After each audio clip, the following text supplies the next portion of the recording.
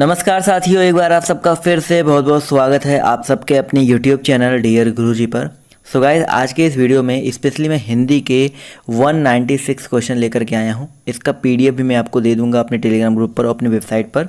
नीचे लिंक दिया गया है, वहां पर आप जाकर के देख सकते हैं। तो यहाँ पर आज मैंने 2-3 ऐसे टॉपिक चूज़ किए हैं जिनसे मैं 196 क्वेश्चन लेकर के आया हूँ, और ये सारे के सारे क्वेश्चन आपके एग्ज़ाम के लिए बहुत ही ज़्यादा इंपॉर्टेंट होने वाले हैं। तो वीडियो को अंत तक जरूर देखिएगा, एक भी क्वेश्चन को मिस मत कीजिएगा, क्योंकि सारे के सारे आपके लिए इंपॉर्टेंट है। तो चलिए स्टार्ट करते हैं। तो पहले क्वेश्चन के लिए निर्देश दिया गया है, यहाँ पर बेसिकली निर्देश स्टार्टिंग के कुछ क्वेश्चन के लिए दिया गया है कि श्रुति सम भिन्नार्थक प्रश्नों के उत्तर देने के लिए सबसे उचित विकल्प चुनना है। अब श्रुति सम का मतलब क्या होता है? देखिए, श्रुति सम का मतलब क्या होता है? जो सुनने में समान हो। जैसे यहाँ पर देखिए आपका प्रहार है, यहाँ पर मैं इसको कर लेता हूँ ऊपर। तो यहाँ पर प्रहार है, उसके बाद परिहार है। तो प्रहार और परिहार देखिए सुनने में एक समान से लग रहे हैं, प्रहार परिहार। तो श्रुति सम है, लेकिन उनके अर्थ जो है भिन्नार्थक है, यानी उनके अर्थ अलग अलग हैं। तो यहाँ पर उनके लिए उचित शब्द चुनना है। तो देखिए ध्यान से, प्रहार का मतलब होता है आघात और परिहार का मतलब होता है त्यागना, यानी कि यहाँ पर जो ऑप्शन नंबर इसका बी है वो यहाँ पर करेक्ट हो जाएगा। इसी तरह क्वेश्चन नंबर 2 ध्यान से देखिए क्या कह रहा है आपसे। यहाँ पर पर्यंत है और पर्यंक है, दोनों का अलग अलग अर्थ होता है। तो अगर हम बात करते हैं पर्यंत के बारे में, इसका मतलब होता है तक, और पर्यंक का मतलब होता है पलंग, यानी कि ऑप्शन जो इसका ए है वो यहाँ पर बिल्कुल करेक्ट हो जाएगा।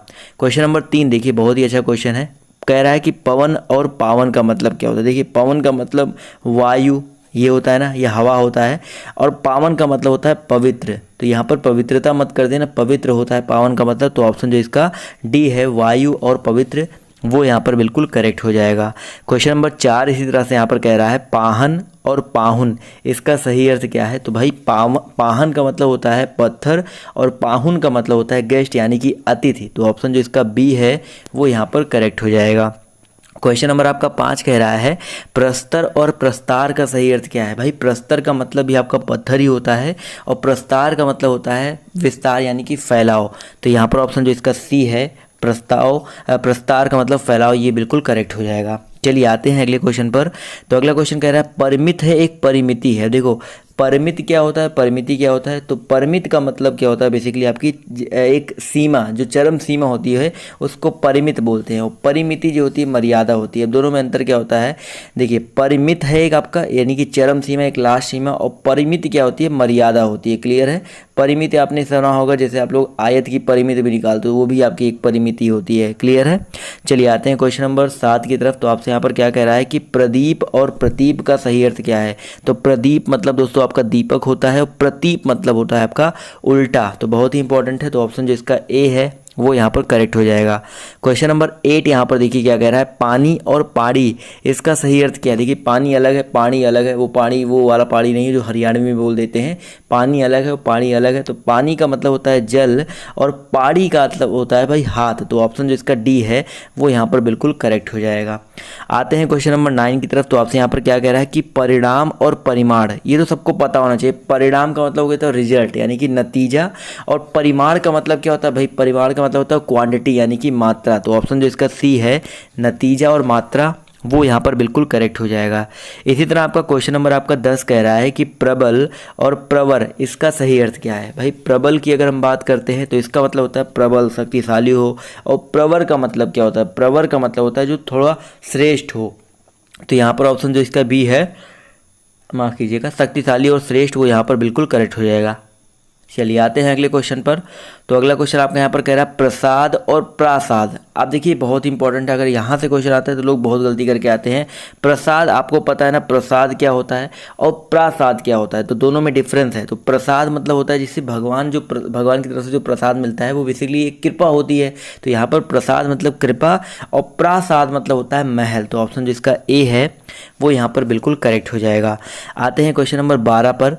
तो आपसे यहाँ पर देखिए क्या कह रहा है कि पुरुष और परुष। देखिए पुरुष अलग है, परुष अलग है। पुरुष का मतलब होता है बेसिकली आपका आदमी, और परुष का मतलब होता है कठोर। तो ऑप्शन जो इसका सी है वो यहाँ पर बिल्कुल करेक्ट हो जाएगा। इसी तरह क्वेश्चन नंबर आपका 13 कह रहा है अर्घ और अर्घ का सही अर्थ क्या है। भाई अर्घ का मतलब क्या है और अर्घ का मतलब क्या है, इसका मतलब बताना है। तो अगर हम बात करते हैं अर्घ के बारे में तो इसका मतलब होता है मूल्य और अर्घ का मतलब होता है पूजा सामग्री। तो यहाँ पर ऑप्शन जो इसका डी है वो यहाँ पर बिल्कुल करेक्ट हो जाएगा। क्वेश्चन नंबर 14 आपसे कह रहा है कि असित और अशित का अर्थ क्या है। असित अलग है और अशित अलग है। देखिए एक छोटा सा है एक बड़ा सा है, तो इनमें डिफरेंस क्या है। इसका मतलब होता है काला और अशित मतलब होता है भोधरा। तो ऑप्शन जो इसका ए है वो यहाँ पर बिल्कुल करेक्ट हो जाएगा। आते हैं क्वेश्चन नंबर 15 पर। तो आपसे कह रहा है अस्त्र और अस्त्र। अस्त्र जैसे सूरज अस्त होता है वो आपका अस्त्र होता है और अस्त्र आपका जो शस्त्र वाला होता है वो होता है। तो बेसिकली यहाँ पर अगर देखा जाए तो ये जो स्टार्टिंग का अस्त्र है अकॉर्डिंग टू द ऑप्शन देखा जाए तो अस्त्र मतलब आंसू भी होता है, तो आंसू हो जाएगा, और अस्त्र आपका हथियार होता है। तो ऑप्शन जो इसका सी है वो यहाँ पर करेक्ट हो जाएगा। क्वेश्चन नंबर 16 पर आते हैं। देखिए ध्यान से क्या कह रहा है कि अभय और उभय का सही अर्थ क्या है। अगर हम बात करें अभय के बारे में और बात करें उभय के बारे में तो यहाँ पर अभय का मतलब होता है निर्भय और उभय का मतलब होता है जो दोनों में होता है, यानी कि ऑप्शन जो इसका बी है निर्भय और दोनों, वो यहाँ पर बिल्कुल करेक्ट हो जाएगा। क्वेश्चन नंबर 17 पर आते हैं। देखिए ध्यान से क्या कह रहा है अमित और अमित का अर्थ क्या होता है। एक अमित है एक अमित है। तो अमित का मतलब होता है बेसिकली आपका बहुत, यानी कि आपके पास बहुत है, अमित है, अमित भंडार है। और अमित का मतलब होता है कि दुश्मन शत्रु। तो यहाँ पर ऑप्शन जो इसका डी है शत्रु और बहुत और शत्रु यहाँ पर बिल्कुल करेक्ट हो जाएगा। आते हैं क्वेश्चन नंबर 18 की तरफ। दोस्तों क्या कह रहा है ध्यान से देखिए अचर और अनुचर का सही अर्थ क्या है। अगर हम बात करें अचर के बारे में, अचर का मतलब होता है न चल पाने वाला, अचर यानी कि ना चलने वाला। और अनुचर मतलब होता है, अनुचर मतलब क्या होता है, जो आपका अनुचर होता है, नौकर होता है, वो आपका अनुचर होता है। तो ऑप्शन जिसका ए है वो यहाँ पर बिल्कुल करेक्ट हो जाएगा। इसी तरह आपका क्वेश्चन नंबर 19 कह रहा है, ध्यान से देखिए अवलंब और अविलंब इनका अर्थ क्या होता है। भाई अवलंब अलग है, अविलंब अलग है। अवलंब का बेसिकली मतलब होता है कि एक सहारा, और अविलंब मतलब होता है शीघ्र, यानी कि कितनी जल्दी से कोई काम हो जाए। तो ऑप्शन जो इसका सी है वो करेक्ट हो जाएगा। कहते नहीं भाई कोई भी काम भाई अविलंब यानी कि देर मत करो, जल्दी कर दो, शीघ्र कर दो। चलिए आते हैं क्वेश्चन नंबर 20 पर। तो अनिष्ट और अनिष्ट ये बहुत इंपॉर्टेंट है, कई बार आपसे पेपर में पूछा गया है। तो अनिष्ट और अनिष्ट की अगर हम बात करते हैं तो इनका जो अर्थ होता है, अनिष्ट मतलब होता है श्रद्धाहीन और अनिष्ट मतलब होता है हानि। तो ऑप्शन जो इसका बी है वो यहाँ पर करेक्ट हो जाएगा। 21 नंबर क्वेश्चन कह रहा है अश्व और अश्म का सही अर्थ क्या है। देखिए इसके बाहर आपको मे बी कोई क्वेश्चन देखने को मिले, बट यहाँ पर जो मैं आपको मोस्ट इंपॉर्टेंट 196 क्वेश्चन कराऊंगा, इससे बाहर आपको शायद ही क्वेश्चन मिलने वाला है। ध्वनि वर्ड विचार, अभी आपको सब कुछ मिलेगा, तत्सम तद्भव मिलेगा और भी बहुत सारी चीज़ें यहाँ पर मिलने वाली है। तो यौगिक रूढ़ ये जितने भी शब्द होते हैं सब कुछ मिलेगा। तो ऐसा मत समझो सिर्फ यही है, तो जितने इंपॉर्टेंट सारे करवा रहा हूँ। तो यहाँ पर देखा जाए अश्व का मतलब क्या होता है सर, घोड़ा, और अश्म का मतलब क्या होता है, पत्थर। देखिए पत्थर के मतलब आपको बहुत मिल गए, पाहन मिल गए, प्रस्तर मिल गए, तो बहुत सारे ऐसे मिल गए। तो अश्म मतलब भी आपका क्या होता है, पत्थर होता है। तो याद रखिएगा। क्वेश्चन नंबर आपका 23 कह रहा है कि अम्बुज और अम्बुधि का सही अर्थ क्या है। भाई अम्बुज का मतलब क्या होता है और अम्बुधि का मतलब क्या होता है। अम्बुज का मतलब होता है कमल और अम्बुधि का मतलब होता है सागर। तो ऑप्शन जो इसका डी है, सी है, वो यहाँ पर बिल्कुल करेक्ट हो जाएगा। क्वेश्चन नंबर 24 पर आते हैं। तो अभिराम और अविराम इसका सही अर्थ क्या है। तो अभिराम का मतलब क्या होता है, अभिराम का मतलब होता है सुंदर, और अविराम का मतलब होता है बिना रुके यानी कि लगातार। तो ऑप्शन जो इसका ए है वो यहाँ पर बिल्कुल करेक्ट हो जाएगा। जैसे कि आज मैं अविराम मतलब बिना रुके मैं आपको 196 जो क्वेश्चन है करवाऊंगा, बिना किसी कट एंड क्रॉप की कोशिश करूंगा। आते हैं क्वेश्चन नंबर 25 पर। तो अन्न और अन्य इसका सही अर्थ क्या है। तो भाई जो अन्न होता है उसका मतलब होता है अनाज, और जो अन्य होता है यानी कि उसका मतलब होता है दूसरा। तो ऑप्शन जो इसका बी है, अनाज और दूसरा, वो यहाँ पर बिल्कुल करेक्ट हो जाएगा।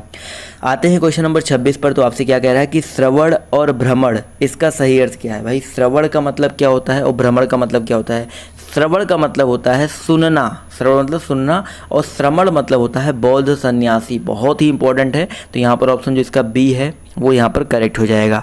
क्वेश्चन नंबर आपका 27 कह रहा है हरि और हर, इसका सही अर्थ क्या है? हरि का मतलब क्या है और हर का मतलब क्या है? तो हरि का मतलब होता है विष्णुदेव और हर का मतलब होता है हरे रंग की। तो बहुत ही इंपॉर्टेंट है, तो ऑप्शन जो इसका डी है वो यहाँ पर बिल्कुल करेक्ट हो जाएगा। समझ में आ रहा है ना सर? चलिए आते हैं क्वेश्चन नंबर 28 पर। तो शुल्क और शुल्क, देखिए शुल्क है एक शुक्ल है, ध्यान दीजिएगा, देखने में सुनने में एक जैसे लग रहे हैं बट अलग अलग है। तो शुल्क मतलब आपकी जो फीस लगती है, एग्जाम आप देते हो, आप लोग बहुत सारी जगह शुल्क लगती है, तो शुल्क होता है। और शुक्ल का मतलब क्या होता है सर? जो शुक्ल होता है उसका मतलब होता है उज्ज्वल। तो ऑप्शन जो इसका ए है वो यहाँ पर बिल्कुल करेक्ट हो जाएगा। शुक्ल पक्ष भी होता है, आपने सुना ही होगा। आते हैं क्वेश्चन नंबर 29 पर। तो आपसे क्या कह रहा है कि स्वजन और स्वजन, देखिए एक स्वजन है, श्वाजन है, तो इनका सही अर्थ क्या है? तो भाई जो आपका पहला वाला स्वजन आधा सा जिसमें लगा हुआ है उसका मतलब क्या होता है? आत्मीय। और जो स्वजन होता है इसका मतलब होता है कुत्ता, यानी कि जो डॉग्स होते हैं। तो यहाँ पर ऑप्शन जो इसका सी है वो यहाँ पर बिल्कुल करेक्ट हो जाएगा। समझ में आ गया ना? आते हैं क्वेश्चन नंबर 30 पर। तो आपसे क्या कह रहा है? स्वच्छ और श्वा, इसका सही अर्थ क्या है? अगर हम बात करते हैं स्वच्छ के बारे में तो क्वेश्चन नंबर 30 में क्या हो जाएगा सर? स्वच्छ मतलब होता है साफ और स्वा मतलब होता है सुंदर आँख। तो अगर आपको किसी की आँख की बड़ाई करनी है तो आप बोल सकते हैं कि आपके पास श्वा है, यानी कि आपके पास सुंदर आँखें हैं। तो ऑप्शन जो इसका बी है वो यहाँ पर बिल्कुल करेक्ट हो जाएगा। क्वेश्चन नंबर आपका देखिए क्या कह रहा है, 31 नंबर पर आते हैं सीधे। तो 31 नंबर क्वेश्चन कह रहा है आपसे यहाँ पर सकल और संकल, इसका सही अर्थ क्या है? अगर शकल और संकल की बात करते हैं तो सकल मतलब होता है बेसिकली आपका होता है बीता काल, और संकल देखिए यहाँ पर, देखिए एक सकल, एक शकल और सकल दिया गया होता है वो अलग है, लेकिन सकल और संकल दिया गया है। तो यहाँ पर सकल का मतलब हो गया आपका बीता काल और संकल का मतलब होता है आपका आकार। तो यहाँ पर ऑप्शन जो इसका सी है वो यहाँ पर बिल्कुल करेक्ट हो जाएगा। क्लियर है सर? बहुत ही इंपॉर्टेंट है, इसको आपको गलत नहीं करना है। आते हैं अगले क्वेश्चन पर। तो अगला क्वेश्चन आपका यहाँ पर कह रहा है कि शारदा और शारदा इनमें क्या डिफरेंस है? तो शारदा जो है आपका उसका मतलब होता है सार भाग देन वाली, यानी कि आपका ऑप्शन जो इसका डी है सार भाग देने वाली। इसके अलावा जो आपकी शारदा होती है वो सरस्वती जी का नाम है। तो ऑप्शन जो इसका डी है वो यहाँ पर बिल्कुल करेक्ट हो जाएगा। 33 नंबर क्वेश्चन देखिए कह रहा है सती और शती, इनका सही अर्थ क्या है? तो सती की अगर हम बात करते हैं तो सती का मतलब होता है क्या आपका? देखा जाए तो सती, देखिए सती सावित्री आपने सुना होगा ना, तो सती का मतलब पतिव्रता, आपको पता है ना सती क्यों फेमस थी? तो पतिव्रता के लिए। तो यहाँ पर ऑप्शन जिसका बी है पतिव्रता, और शती का मतलब होता है सैकड़ा। तो ऑप्शन जिसका बी है वो यहाँ पर बिल्कुल करेक्ट हो जाएगा। क्लियर है दोस्तों? चलिए आते हैं अगले क्वेश्चन पर। तो क्वेश्चन नंबर आपका 34 कह रहा है स्वेद और श्वेत। तो स्वेद अलग है, श्वेत अलग है। तो इसका मतलब होता है स्वेद मतलब होता है आपका जो पसीना होता है, और श्वेत मतलब सफ़ेद होता है। तो ऑप्शन जो इसका सी है वो यहाँ पर बिल्कुल करेक्ट हो जाएगा। क्लियर है सर? चलिए आते हैं अगले क्वेश्चन की तरफ। तो अगला क्वेश्चन देखिए आपका यहाँ पर क्वेश्चन नंबर 35 कह रहा है कि सीसा और शीशा, इनका अर्थ क्या होता है? अगर हम सीसा की बात करते हैं और शीशा की बात करते हैं तो भाई एक होता है धातु, एक होता है दर्पण। तो ऑप्शन जो इसका ए है धातु और दर्पण वो यहाँ पर बिल्कुल करेक्ट हो जाएगा।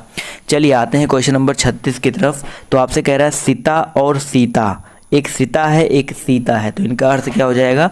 तो इस सीता का मतलब होता है चीनी और सीता का मतलब होता है माता जानकी। तो ऑप्शन जो इसका डी है वो यहाँ पर बिल्कुल करेक्ट हो जाएगा। क्वेश्चन नंबर आपका 37 कह रहा है एक सुधी है एक सुधी है। एक सुधी का मतलब क्या होता है और सुधी का मतलब क्या होता है? दोनों में डिफरेंस होता है। तो एक मतलब होता है सुधी यानी कि याद, और सुधी का मतलब होता है विद्वान। तो बहुत ही इंपॉर्टेंट है। तो ऑप्शन जो इसका एक ए जो है वो यहाँ पर बिल्कुल करेक्ट हो जाएगा, यानी कि आप सुधी करके सुधी बन सकते हो, यानी कि याद करके आप विद्वान बन सकते हो। आप अगर चाहो तो दूसरे लैंग्वेज में ऐसे किसी को बोल सकते हो, यानी कि अब जब क्या है ना कि हिंदी को भी आप अपने लैंग्वेज में थोड़ा सा यूज मिलाओ, ऐसे लोगों के साथ बात करो कि सुधी करके आप सुधी बन सकते हो। तो दूसरे बंदे को नहीं पता, लेकिन आपको तो पता है ना कि आप क्या बोल रहे हो। तो इससे क्या रहेगा कि वो चीज़ आपके दिमाग में रहेंगी। आपने किसी के साथ ये चीज़ मजाक किया था तो आपको वो चीज़ दिमाग में रहेंगी। समझ में आ रहा है ना? इसी तरह आपका क्वेश्चन नंबर 38 कह रहा है सूक्ति और शुक्ति। सूक्ति है और शुक्ति है, इसका सही अर्थ क्या हो जाएगा? तो याद रखिएगा सूक्ति का मतलब होता है एक जो लोकोक्ति होता है, और शुक्ति मतलब होता है स्वच्छ। तो ऑप्शन जो इसका ए है वो यहाँ पर बिल्कुल करेक्ट हो जाएगा। चलिए आते हैं क्वेश्चन नंबर 39 पर। तो आपसे यहाँ पर क्या कह रहा है कि सर्ग और स्वर्ग का सही अर्थ क्या है? तो सर्ग का मतलब क्या होता है? सबको पता है सर, सर्ग का मतलब होता है अध्याय। आपने पढ़ा होगा ना कि पहला सर्ग, दूसरा सर्ग, तीसरा सर्ग, तो अध्याय होता है। और स्वर्ग का मतलब होता है तीसरा लोक, यानी कि आप लोग 3 लोग होते हैं ना, स्वर्ग लोक, धरती लोक, पाताल लोक, अलग अलग लोक होते हैं। तो ऑप्शन जो इसका बी है वो यहाँ पर करेक्ट हो जाएगा। क्वेश्चन नंबर आपका 40 कह रहा है एक सम है एक शम है, तो इनका सही अर्थ बताना है। तो भैया जो एक सम होता है इसका मतलब होता है बराबर, और जो शम होता है उसका मतलब होता है संयम, यानी कि ऑप्शन जो इसका ए है वो यहाँ पर बिल्कुल करेक्ट हो जाएगा। यहाँ तक सभी को क्लियर हो गया ना? तो यार वीडियो को लाइक करते हुए चलो, अभी बहुत लंबा सफ़र तय करना है, तो अंत तक देखना है आपको वीडियो को। अगला क्वेश्चन आपका यहाँ पर क्या कह रहा है, सूत है और सुत है, इनका मतलब क्या होता है? तो एक आपका सूत है, तो सूत का मतलब होता है आपका सारथी, और शुत मतलब होता है पुत्र, यानी कि ऑप्शन जो इसका सी है वो यहाँ पर बिल्कुल करेक्ट हो जाएगा। चलिए आते हैं क्वेश्चन नंबर 42 की तरफ। 42 क्वेश्चन देखिए बहुत ही अच्छा है। एक छात्र है, सबको पता है छात्र मतलब विद्यार्थी होता है, लेकिन ये जो छा वाला छा है, क्षत्रिय वाला छा है, इस छात्र का मतलब क्या होता है? तो भैया इस छात्र का मतलब आपका होता है क्षत्रिय, यानी कि क्षत्रिय वाले छा का मतलब क्या होता है? क्षत्रिय होता है। तो ऑप्शन जो इसका सी है वो यहाँ पर बिल्कुल करेक्ट हो जाएगा। क्वेश्चन नंबर आपके 43 पर आते हैं। तो कह रहा है कटिबंध है और कटिबद्ध है, इनका सही अर्थ क्या है? तो कटिबंध का मतलब क्या होता है आपका? कमर बंद होता है। कटिबंध यानी कटि मतलब होता है कमर, और बंध मतलब होता है बांधने वाला, यानी कि कमर बंद, और कटिबद्ध मतलब होता है तत्पर, यानी कि तैयार। तो ऑप्शन जो इसका बी है वो यहाँ पर बिल्कुल करेक्ट हो जाएगा। 44 नंबर क्वेश्चन पर आते हैं। तो आपसे क्या कह रहा है कि कपिश और कपीश, इसका सही अर्थ क्या है? तो कपिश और कपीश, इनका सही अर्थ अगर हम बात करते हैं तो एक होता है मटमैला, और कपीश का मतलब होता है वानरों का राजा। तो ऑप्शन जो इसका सी है मटमैला और वानरों का राजा, वो यहाँ पर बिल्कुल करेक्ट हो जाएगा। क्लियर है दोस्तों? चलिए आते हैं क्वेश्चन नंबर 46 पर। तो आपसे कह रहा है कली और कली, इनका सही अर्थ क्या है? एक कली है एक कली है, बहुत बार आपके पेपर में रिपीट हुआ होगा, आपने अगर नोटिस किया है तो। कली का मतलब होता है कलयुग, और कली का मतलब होता है अधखिला फूल। तो ऑप्शन जो इसका बी है वो यहाँ पर बिल्कुल करेक्ट हो जाएगा। चलिए सर आते हैं अगले क्वेश्चन की तरफ। तो क्वेश्चन नंबर आपका देखिए 47 यहाँ पर क्या कह रहा है, क्रांति और क्रांति। देखिए एक क्रांति है एक क्रांति है, कभी कभी देखिए इस तरह से लिखा गया है ना कि लगता है कि पढ़ने में भी एक ही है। तो क्रांति और क्रांति अलग अलग है, ये चीज़ ध्यान दीजिएगा। तो क्रांति का मतलब होता है चमक, क्या होता है सर? आपका चमक होता है, और क्रांति का मतलब होता है आपका उलट, कहते हैं ना कि क्रांति ला दी, यानी कि उलट फेर कर दिया, बड़ा। तो ऑप्शन जो इसका डी है वो यहाँ पर करेक्ट हो जाएगा। क्वेश्चन नंबर आपका 48 कह रहा है कि कृति और कृति, देखिए अलग अलग है, इनका सही अर्थ क्या है? तो अगर हम बात करते हैं कृति के मतलब, देखिए दोनों एक ही जैसे लिखे गए हैं बट इनके अर्थ अलग अलग हो सकते हैं। तो एक कृति का मतलब रचना भी होता है, एक कृति का मतलब आपका निपुण भी होता है। तो यहाँ पर ऑप्शन नंबर जो इसका ए है ये यहाँ पर करेक्ट हो जाएगा। क्लियर है? तो कृति दोनों एक ही जैसे लिखे गए हैं बट इनके जो अर्थ हैं वो अलग अलग हो सकते हैं, भिन्न भिन्न भी हो सकते हैं। अगला क्वेश्चन आपका कह रहा है कि कंगाल और कंकाल का सही अर्थ क्या है? कंगाल कह रहा है और कंकाल कह रहा है। तो कंगाल मतलब होता है आपका दरिद्र, और कंकाल आपको पता है हड्डियों का ढांचा स्कल होता है। तो ऑप्शन जो इसका सी है वो करेक्ट हो जाएगा। चलिए आते हैं क्वेश्चन नंबर 50 पर। तो आपसे क्या कह रहा है कि कुल और कूल का सही अर्थ क्या है? एक कुल है एक कूल है, तो इसका सही अर्थ क्या हो जाएगा? एक होता है वंश, एक होता है किनारा। तो ऑप्शन जो इसका बी है करेक्ट हो जाएगा। एक कुल का मतलब वंश होता है, एक कूल का मतलब किनारा होता है। क्वेश्चन नंबर आपका 51 कह रहा है कि ऋतु और ऋतु, देखिए एक ऋत है एक ऋतु है, तो दोनों का सही अर्थ क्या हो जाएगा? तो ऋत का मतलब होता है भाई सत्य, और ऋतु का मतलब होता है मौसम। तो ऑप्शन जिसका ए है वो यहाँ पर बिल्कुल करेक्ट हो जाएगा। आएंगे क्वेश्चन नंबर अगले क्वेश्चन पर 52 पर। तो क्या कह रहा है, उद्धत और उद्दत, देखिए उद्धत है और उद्दत है, इनका सही अर्थ क्या है? तो उद्धत मतलब होता है उदंड, और उद्दत मतलब होता है तैयार। जो ऑप्शन जो इसका डी है उदंड और तैयार, वो यहाँ पर बिल्कुल करेक्ट हो जाएगा। क्लियर है सर? चलिए आते हैं क्वेश्चन नंबर 53 पर। तो आपसे कह रहा है आत्र और आद्र, इनका सही अर्थ क्या है? अगर हम बात करते हैं आत्र के बारे में और आद्र के बारे में, तो इनका सही अर्थ क्या हो जाएगा? इसका मतलब होता है दुखी, और आद्र मतलब होता है गीला। तो ऑप्शन जिसका सी है दुखी और गीला, वो यहाँ पर बिल्कुल करेक्ट हो जाएगा। क्लियर है दोस्तों? चलिए आते हैं क्वेश्चन नंबर 54 पर। तो आपसे कह रहा है आभरण और आमरण, इसका सही अर्थ क्या है? आभरण का मतलब क्या होता है सर? आभूषण, और आमरण का मतलब क्या होता है? मरण तक। तो ऑप्शन जो इसका बी है आभूषण और मरण तक, वो यहाँ पर बिल्कुल करेक्ट हो जाएगा। क्लियर है सर? चलिए आते हैं अगले क्वेश्चन पर। तो अगला क्वेश्चन देखिए आपसे यहाँ पर क्या कह रहा है कि आवास और आभास, इनका सही अर्थ क्या है? देखिए एक आपका आवास है और एक आपका क्या है? आभास है। तो इनका सही अर्थ क्या होता है? तो सबको पता है सर, अगर हम बात करते हैं आवास के बारे में तो उसका मतलब होता है क्या, जहाँ पर आप लोग रहते हो, यानी कि घर मकान। और आभास मतलब होता है कि झलक, मतलब कि एक झलक मिल जाए। तो ऑप्शन जो इसका सी है वो यहाँ पर बिल्कुल करेक्ट हो जाएगा। क्लियर है। चलिए आते हैं अगले क्वेश्चन पर। तो अगला क्वेश्चन आपका यहाँ पर क्या कह रहा है कि नीर और नीड़ इनका सही अर्थ क्या है। नीर का मतलब क्या होता है भाई, नीर मतलब जल बेसिकली आपका होता है। और हम बात करते हैं नीड़ के बारे में। देखिए नीर मतलब जल और नीड़ जो होता है आपका वो घोंसला होता है। तो ऑप्शन जो इसका डी है वो यहाँ पर बिल्कुल करेक्ट हो जाएगा। क्लियर है। चलिए आते हैं क्वेश्चन नंबर 57 पर। तो आपसे कह रहा है कि नत और नित। देखिए नत का मतलब क्या है, नित का मतलब क्या है। तो नत का मतलब जो होता है वो झुका हुआ होता है और नित का मतलब होता है प्रतिदिन होता है। तो ऑप्शन जो इसका ए है झुका हुआ और प्रतिदिन, ये यहाँ पर बिल्कुल करेक्ट हो जाएगा। आते हैं क्वेश्चन नंबर 58 पर। तो आपसे क्या कह रहा है, देव और दैव इनका सही अर्थ क्या है। तो देव का मतलब क्या है और दैव का मतलब क्या है। देव मतलब होता है देवता और दैव मतलब होता है भाग्य। तो ऑप्शन जो इसका सी है वो यहाँ पर बिल्कुल करेक्ट हो जाएगा। क्लियर है। क्वेश्चन नंबर आपका देखिए 59 कह रहा है कि दीवा और दिया इनका सही अर्थ क्या है। देखिए दीवा है और दिया है, अगर इनके बारे में बात करते हैं तो दीवा मतलब होता है दिन और दिया मतलब होता है दीपक। तो ऑप्शन जो इसका ए है वो यहाँ पर बिल्कुल करेक्ट हो जाएगा। फिर से स्टेशन आ गया, ट्रेन आ गया परेशान करने। क्वेश्चन नंबर आपका 60 कह रहा है दशन और दंसन इनका सही अर्थ क्या है। भाई बहुत ही इंपॉर्टेंट है। तो दशन का मतलब होता है दांत और दंसन का मतलब होता है दांत से काटना। तो ऑप्शन जो इसका बी है वो यहाँ पर करेक्ट हो जाएगा। क्वेश्चन नंबर 61 कह रहा है दीप और द्वीप इनका सही अर्थ क्या है। तो दीप की अगर हम बात करते हैं तो इनका मतलब होता है दिया और द्वीप मतलब होता है टापू, यानी कि ऑप्शन जो इसका डी है वो यहाँ पर बिल्कुल करेक्ट हो जाएगा। क्वेश्चन नंबर इसी तरह 62 आपसे क्या कह रहा है, दारू दारू है एक दारू है। देखिए दारू और दारू इनका सही अर्थ क्या है आपको ये बताना है बेसिकली। तो भाई देखा जाए तो दोनों बिल्कुल एक ही है, लेकिन दारू मतलब लकड़ी भी होती है, दारू का पेड़ आपने सुना होगा, और दारू मतलब शराब भी होती है। तो ऑप्शन जिसका ए है वो यहाँ पर बिल्कुल करेक्ट हो जाएगा। क्लियर है सर। चलिए आते हैं क्वेश्चन नंबर 37 पर 63 पर। तो आपसे क्या कह रहा है कि दूत और धूत का सही अर्थ क्या है। देखिए दूत मतलब आपको पता है ना, दूत मतलब राजदूत भी हो सकता है या आपका प्रतिनिधि भी मान सकते हैं, बट यहाँ पर प्रतिनिधि ज़्यादा करेक्ट होगा। तो दूत मतलब प्रतिनिधि और जो धूत होता है उसका मतलब होता है जुआ। तो ऑप्शन जो इसका सी है वो यहाँ पर बिल्कुल करेक्ट हो जाएगा। चलिए आते हैं क्वेश्चन नंबर 64 पर। तो आपसे क्या कह रहा है कि तनु और तनु का सही अर्थ क्या है। तनु की बात करते हैं और तनु की बात करते हैं तो भैया तनु का मतलब क्या होता है। अगर हम बात करते हैं तनु के बारे में तो इसका मतलब होता है दुबला, और तनु का मतलब होता है पुत्र। तरिन तनुजा, तनुजा पढ़ा है ना। तो ऑप्शन जो इसका बी है वो यहाँ पर बिल्कुल करेक्ट हो जाएगा। क्वेश्चन नंबर आपका 65 कह रहा है प्रतिहार और प्रत्याहार। देखिए प्रतिहार का मतलब स्टार्टिंग में भी मैंने आपको बताया था, अब बताना है प्रत्याहार का मतलब। तो प्रतिहार का मतलब होता है द्वारपाल। प्रतिहार का मतलब क्या होता है, द्वारपाल भी होता है, और प्रत्याहार का मतलब होता है निवारण। तो ऑप्शन जो इसका सी है वो यहाँ पर करेक्ट हो जाएगा।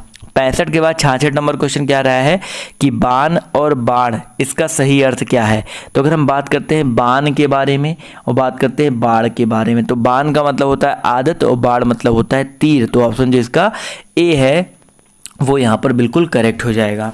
क्वेश्चन नंबर आपका 67 कह रहा है बद्ध और वृद्ध इनका सही अर्थ क्या है। तो बद्ध का मतलब क्या होता है सर, बंधा हुआ, और वृद्ध मतलब होता है बूढ़ा। तो ऑप्शन जो इसका सी है बंधा हुआ बूढ़ा। तो अगर आपसे कोई बोले बद्ध वृद्ध तो बंधा हुआ बूढ़ा उसका मतलब होता है। क्वेश्चन नंबर आपका 68 कह रहा है बहु और बहु इसका सही अर्थ क्या है। तो बहु का मतलब क्या होता है भैया आपका बहुत, और बहु का मतलब होता है वर वधु। जो वधु, वर और वधु में जो वधु होता है वो वधु होता है। तो ऑप्शन जो इसका डी है वो करेक्ट हो जाएगा। अगला मोस्ट इंपॉर्टेंट है बात और वात इनका सही अर्थ क्या है। तो अगर हम बात करते हैं बात के बारे में, बात करते हैं बात के बारे में, तो बात का मतलब क्या होता है आपका वचन, और वात का मतलब होता है हवा। तो ऑप्शन जो इसका बी है वो यहाँ पर बिल्कुल करेक्ट हो जाएगा। अगले क्वेश्चन पर आते हैं। तो अगला क्वेश्चन कह रहा है वारिस है एक बारिश है। तो वारिस क्या होता है और बारिश क्या होता है। तो भैया वारिस यानी कि वर्षा वाला बारिश, देखो छोटा ई लगा है तो वर्षा वाला बारिश, और बारिश का मतलब क्या होता है समुद्र। तो बहुत ही इंपॉर्टेंट है। तो ऑप्शन जो इसका ए है वो यहाँ पर बिल्कुल करेक्ट हो जाएगा। क्लियर है सर। चलिए क्लियर है तो आते हैं अगले क्वेश्चन पर। तो अगला क्वेश्चन देखिए आपसे यहाँ पर क्या कह रहा है कि वंदी और बंदी का सही अर्थ क्या है। अगर हम बात करते हैं वंदी के बारे में और बात करते हैं बंदी के बारे में। तो बंदी का मतलब क्या होता है, बेसिकली आपका बहाट, और बंदी का मतलब होता है कैदी। तो बहाट और कैदी, तो ऑप्शन जो इसका सी है वो यहाँ पर बिल्कुल करेक्ट हो जाएगा। क्लियर है सर।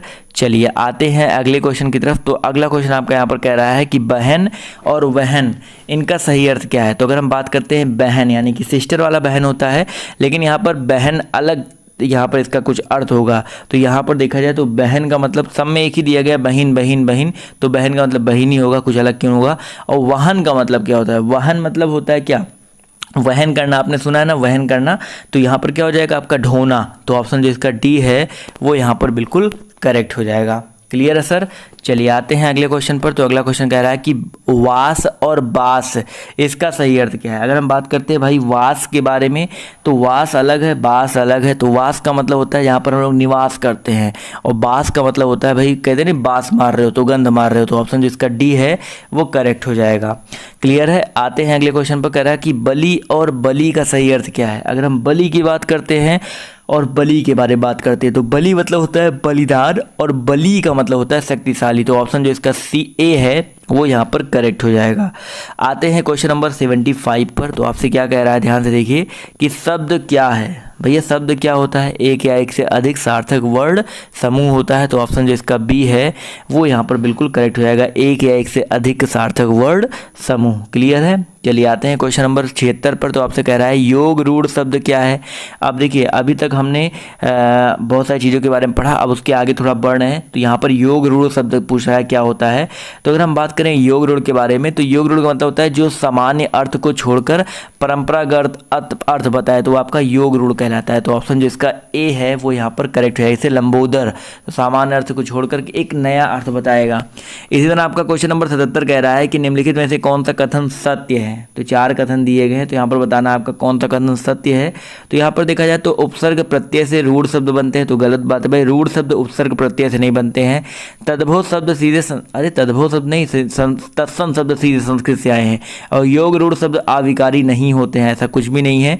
तो यहाँ पर अगला कथन कह रहा है कि यहाँ पर अगला कह रहा है कि यौगिक शब्द 2 शब्दों के योग से बनते हैं। तो ये बिल्कुल सही कथन है भाई, यौगिक जो शब्द होते हैं वो आपके 2 शब्दों के योग से बनते हैं।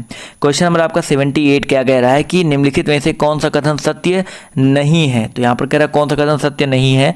तो पहले कथन की बात करते हैं, तो संकर शब्द ग्रामीण शब्द हैं। तो देखा जाए तो यही शब्द आपका सही नहीं है, क्योंकि संकर जो हाइब्रिड होता है वो क्या होता है, 2 शब्दों का 2 अलग अलग भाषाओं का मेल होता है। तो ग्रामीण शब्द तो बिल्कुल यहाँ पर नहीं होगा, तो ये आपका सत्य नहीं है। इसके अलावा देश शब्दों की व्युत्पत्ति का पता नहीं चलता, तो ये भी बिल्कुल सही बात है।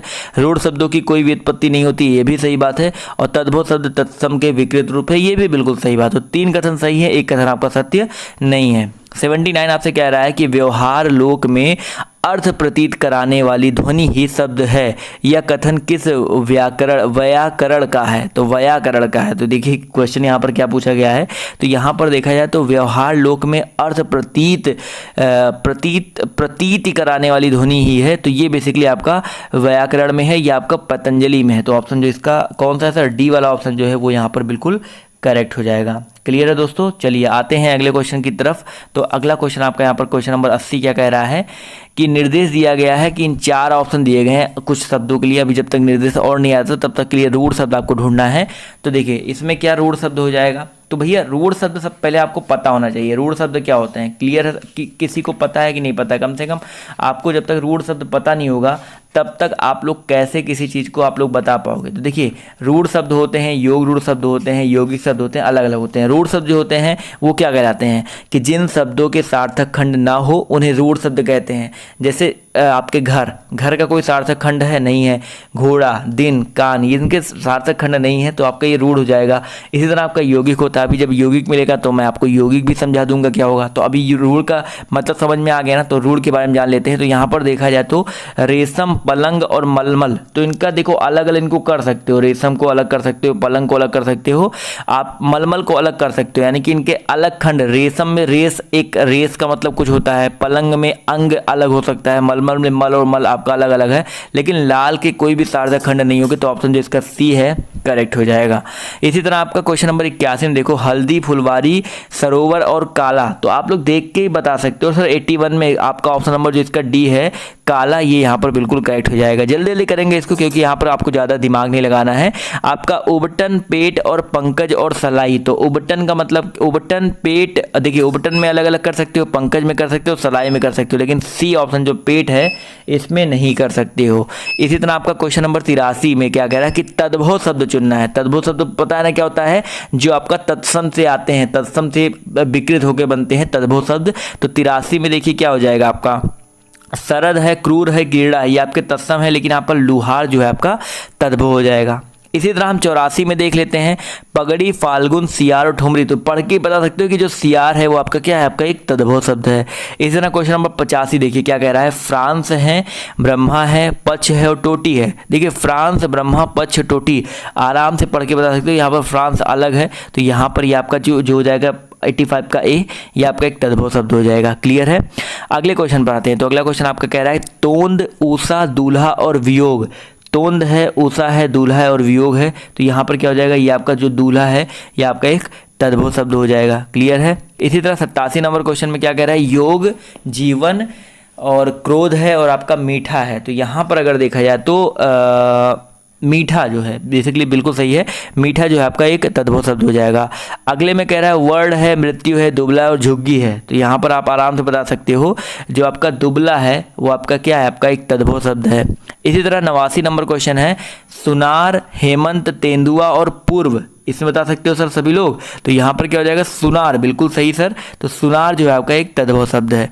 अगला क्वेश्चन देखिए क्या कह रहा है कि संतरा किस भाषा का शब्द है। संतरा सुना है सबने, संतरा देखा भी होगा, खाया भी होगा।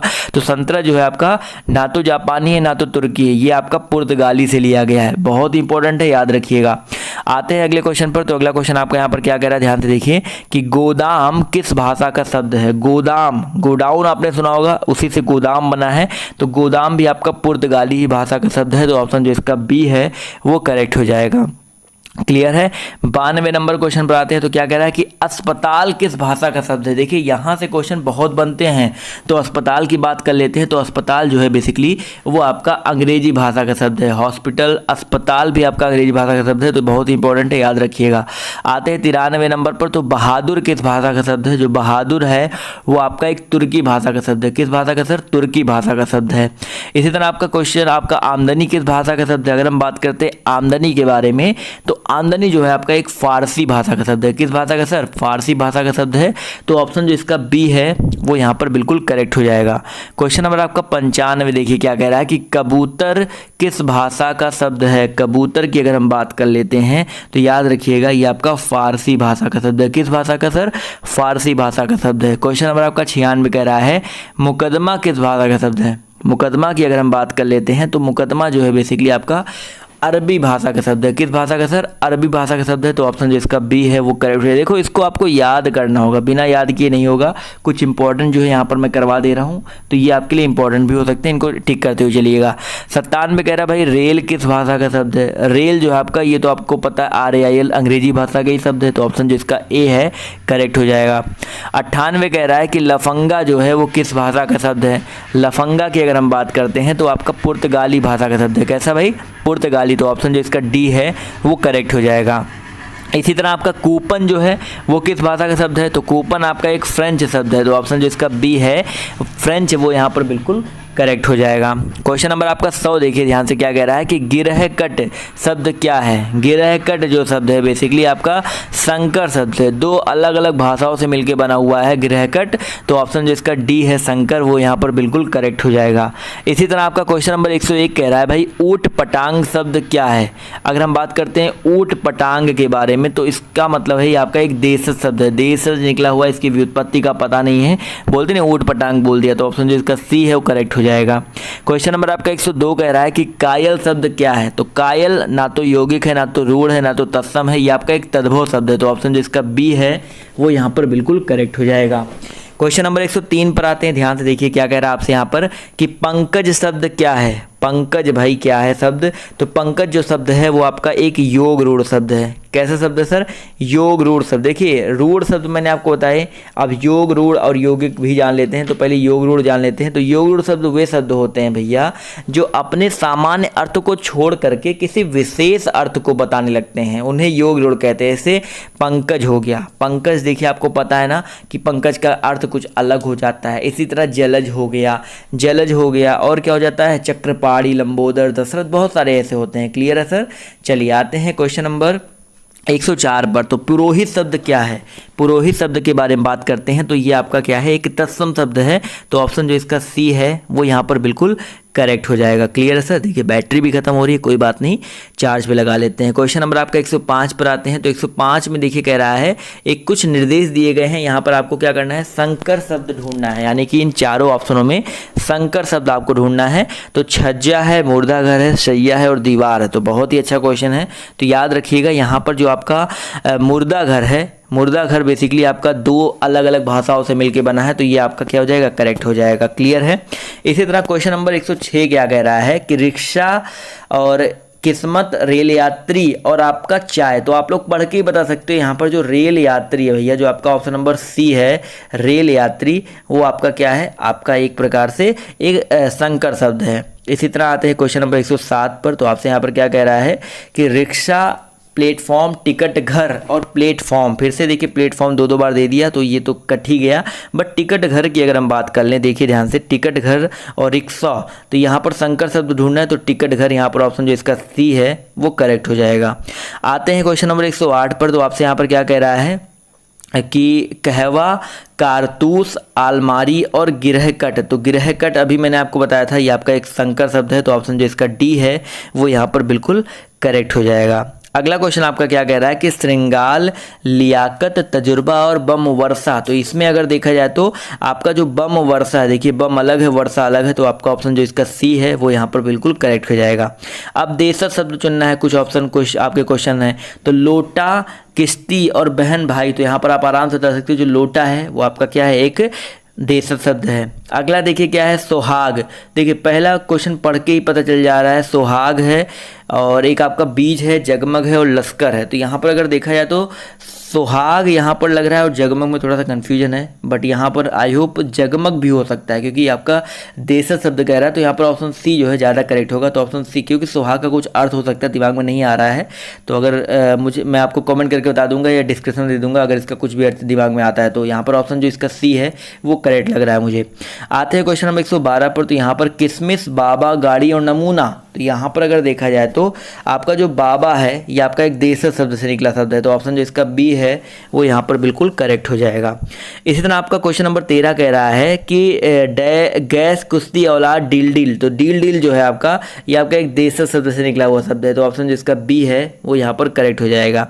चलिए आते हैं, देखिए कुछ ऐसे देशज शब्द होते हैं जिनका आपको अर्थ खुद ही नहीं पता होता क्योंकि वो आपके एक क्षेत्र में बोली जाती है। जैसे आप लोग लोटा बोलते हो, पगड़ी बोलते हो, कहीं कुछ और बोला जाता है, कहीं साफा बोला जाता है, सब अलग अलग बोलते हैं। चलिए आते हैं क्वेश्चन नंबर 114 पर। तो आपसे यहाँ पर क्या कह रहा है? जादू, सरसर, हवा, जहर। तो यहाँ पर भी पढ़ के आप बता सकते हो सरसर, कहते हैं ना भैया हवा सरसर सरसर करती चल रही है। तो ऑप्शन जो इसका सी है वो आपका एक देशज शब्द है। अगले में आपको कुछ शब्द दिए गए हैं, आपको तत्सम चुनना है। तो तद्भव चुन लिया, देशज हो गया, संकर हो गया। अब तत्सम भी देख लेते हैं। डंडा, पश्चिम, खीर और मूंग। तो आराम से पढ़ के बता सकते हो जो पश्चिम है। देखिए ज़्यादातर जो बड़ा सा वाले शब्द जहाँ पर आ जाए ना वो आपका एक क्या बोलते हैं, आपका एक तत्सम शब्द हो ही जाता है। तो ऑप्शन जो इसका सी है करेक्ट हो जाएगा। 116 नंबर क्वेश्चन कह रहा है पगड़ी, अरण्य, फुनंग और चतुर। तो यहाँ पर देखा जाए तो दो में आप लोग को कन्फ्यूजन हो सकती है। बट यहाँ पर अरण्य जो होता है ये आपका बेसिकली आपका एक तत्सम शब्द है। जो ऑप्शन जो इसका बी है वो यहाँ पर बिल्कुल करेक्ट हो जाएगा।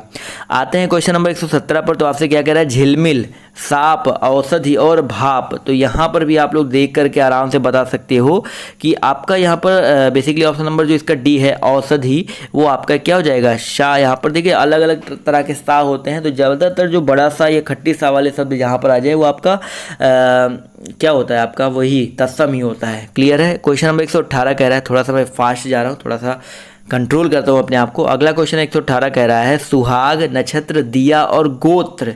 तो यहाँ पर भी अगर देखा जाए तो आपका जो नक्षत्र है ये बेसिकली आपका एक तत्सम शब्द है। तो ऑप्शन जो इसका सी है करेक्ट हो जाएगा। क्वेश्चन नंबर 119 कह रहा है पीठ, गोत्र, दीह और नारियल। तो यहाँ पर अगर देखा जाए 119 नंबर क्वेश्चन में, तो आपका जो गोत्र है, देखिए सेम क्वेश्चन यहाँ पर रिपीट हो गया। गोत्र है, पीठ है, दीह है और नारियल है। तो गोत्र यहाँ पर भी है, यहाँ पर भी है। तो यहाँ पर अगर हमें देखा जाए तो क्वेश्चन नंबर 118 में अगर देखा जाए तो आपका नक्षत्र भी है और गोत्र यहाँ पर दिया गया था, दोनों है। और क्वेश्चन नंबर 119 में देखा जाए तो गोत्र दिया गया, तो यहाँ पर हो जाएगा। तो 18 में माफ़ कीजिएगा, दोनों हो जाएगा। गोत्र हमने ध्यान नहीं दिया था, तो गोत्र भी हो जाएगा और नक्षत्र भी हो जाएगा, और 19 वाले में आपका गोत्र हो जाएगा। क्लियर है। आते हैं क्वेश्चन नंबर 120 पर। तो आपसे क्या कह रहा है कि निम्नलिखित में से किसे देसी शब्द भी कहा जाएगा। तो देसी शब्द और किसे कह सकते हो भाई, आराम से बता सकते हो कि देशज जो शब्द होता है उसे हम लोग देसी शब्द भी कह सकते हैं। तो ऑप्शन जो इसका बी है वो यहाँ पर करेक्ट हो जाएगा।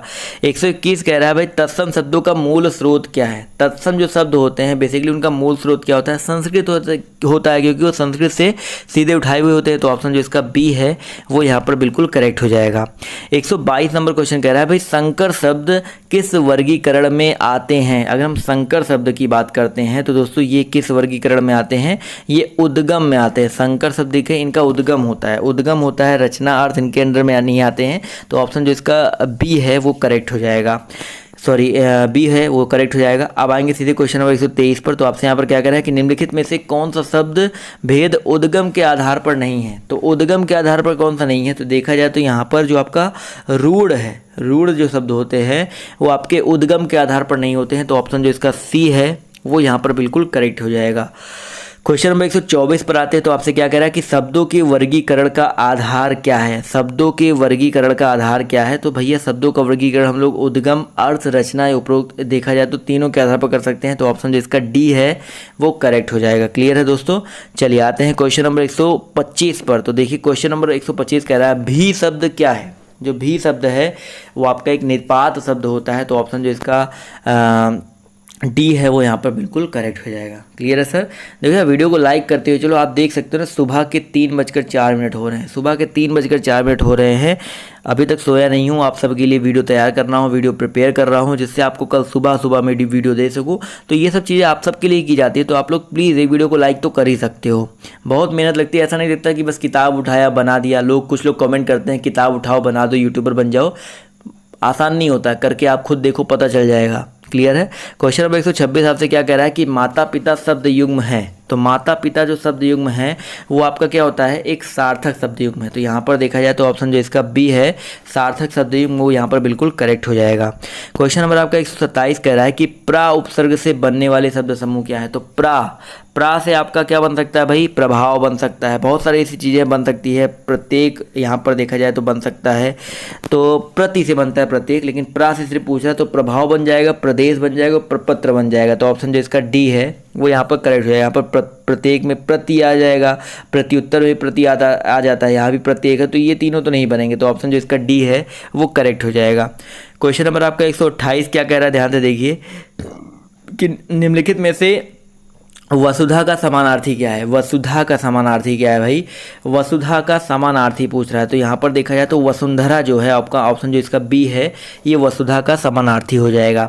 क्वेश्चन नंबर 129 क्या कह रहा है कि नृत्य का तद्भव शब्द क्या है। नृत्य की अगर हम बात करते हैं तो नृत्य का तद्भव क्या होता है सर, आपका नाच होता है। तो यहाँ पर ऑप्शन जो इसका बी है वो करेक्ट हो जाएगा। 130 नंबर क्वेश्चन कह रहा है कि अंगुली का तद्भव क्या है। भाई आपको पता है अंगुली की अगर हम बात करते हैं तो इसका तद्भव क्या होता है, उंगली होता है। तो उंगली बोलते हो आप लोग ना। तो ऑप्शन जो इसका सी है वो यहाँ पर बिल्कुल करेक्ट हो जाएगा। 131 नंबर क्वेश्चन कह रहा है कि चतुष्कोण का तद्भव क्या है। भाई चतुष्कोण की अगर हम बात करते हैं तो इसका तद्भव होता है चौकोर। क्या होता है सर, चौकोर होता है। तो ऑप्शन जो इसका ए है वो यहाँ पर बिल्कुल करेक्ट हो जाएगा। क्वेश्चन नंबर आपका 132 कह रहा है कि कौन सा शब्द तत्सम है। तो यहाँ पर अगर देखा जाए कौन सा शब्द तत्सम है, तो चंचु जो शब्द है, ऑप्शन नंबर जो इसका सी है, चंचु शब्द वो आपका तत्सम शब्द है। क्लियर है। चलिए आते हैं क्वेश्चन नंबर 133 पर। तो आपसे कह रहा है कि नमक का तत्सम रूप क्या है। अगर हम बात करते हैं नमक के तत्सम रूप के बारे में, तो नमक का तो जो तत्सम रूप होता है आपका लवण होता है। तो ऑप्शन जो इसका सी है वो यहाँ पर बिल्कुल करेक्ट हो जाएगा। क्वेश्चन नंबर आपका 134 कह रहा है कि सतसई का तत्सम क्या है। तो भाई सतसई का जो तत्सम होता है वो सप्तशती होता है। क्या होता है सर? सप्तशती होता है। तो ऑप्शन जो इसका सी है वो यहाँ पर बिल्कुल करेक्ट हो जाएगा। 135 नंबर क्वेश्चन पर आते हैं। तो भाषा की सबसे छोटी इकाई क्या है। तो भाषा की जो सबसे छोटी इकाई है वो आपकी वर्ड कहलाती है, यानी कि ऑप्शन जो इसका सी है वो यहाँ पर बिल्कुल करेक्ट हो जाएगा। देखिए बिना लुके मैंने आपसे बोला था ना कि ये वीडियो आपको बनाऊंगा, तो आप देख सकते हैं यहाँ पर 44 मिनट हो चुका है अभी बिना रुके। देखिए बिना कट एंड क्रॉप की ये वीडियो चल रहा है और ये चलता रहेगा। मैं आपसे जो वादा करता हूँ वो करता हूँ, ये नहीं कि कट और क्रॉप करके आपके लिए वीडियो बनाऊँ, पूरी मेहनत के साथ आपके लिए वीडियो बनाता हूँ। क्वेश्चन नंबर आपका यहाँ पर 36 कह रहा है कि वर्णमाला कहते हैं। तो भाई वर्णमाला जो है किसे कहते हैं, तो याद रखिएगा यहाँ पर आपका जो वर्णों का व्यवस्थित समूह होता है उनको वर्णमाला कहा जाता है। तो ऑप्शन जो इसका डी है वो यहाँ पर बिल्कुल करेक्ट हो जाएगा। क्वेश्चन नंबर 137 कह रहा है कि प्रकोष्ठ शब्द क्या है। भाई प्रकोष्ठ जो शब्द है वो आपका क्या है, एक तत्सम शब्द होता है। तो ऑप्शन जो इसका बी है वो यहाँ पर बिल्कुल करेक्ट हो जाएगा। जितने लोग अभी तक नहीं याद है तो टेलीग्राम पर मैं इसका पीडीएफ दे चुका हूँ, तो आप जाके वहाँ देख सकते हैं। क्वेश्चन नंबर आपका 138 क्या कह रहा है कि कपूर का तत्सम रूप क्या है। तो कपूर का तत्सम रूप क्या है भाई, कपूर का तत्सम होता है कर्पूर। तो यहाँ पर ऑप्शन जो इसका ए है वो यहाँ पर बिल्कुल करेक्ट हो जाएगा। क्लियर है। चलिए आते हैं क्वेश्चन नंबर 139 पर। तो आपसे क्या कह रहा है, गुंठन का तद्भव क्या है। सॉरी, गुंठन का तद्भव क्या होता है। तो भाई गुंठन का मतलब होता है घूंघट। तो यहाँ पर ऑप्शन जो इसका बी है वो यहाँ पर बिल्कुल करेक्ट हो जाएगा। गुठन होना चाहिए था, तो गुठन का तद्भव आपका घूंघट होता है।